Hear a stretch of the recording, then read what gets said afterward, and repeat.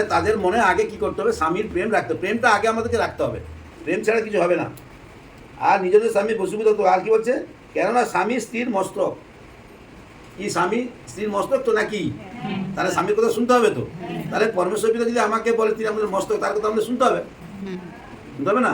তবে তো লাভ পাবো নাকি না পাবো? স্বামীর কথা, ঈশ্বরের কথা, স্বামী কথা দুটো অর্থ হয়। স্বামী মানে সবটাতে বড় জিনিস স্বামী, আর মেয়েদের যে কর্তা তাদেরকেও স্বামী বলা হয়। আর স্বামী কাকে বলা হয়? পরমেশ্বর পিতাকে বলা হয় স্বামী, স্বামী। হ্যাঁ, তাহলে একই কথা দুটো মানে হচ্ছে। এ সেই স্বামী কথা বলা হচ্ছে যে স্বামী সংসারের স্বামী। তাদেরকে কি করতে বলছে? নারীদেরকে সর্বদা কোনো স্বামী স্ত্রীর মস্তক, কেননা যেমন খ্রিস্ট মণ্ডলীর মস্তক। এই মণ্ডলীর মস্তক কে?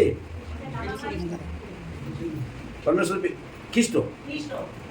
মণ্ডলীর মস্তক হলো খ্রিস্ট। তাহলে খ্রিস্ট যদি মণ্ডলীর মস্তক, তাহলে খ্রিস্টকে সবাই প্রেম করতেছে।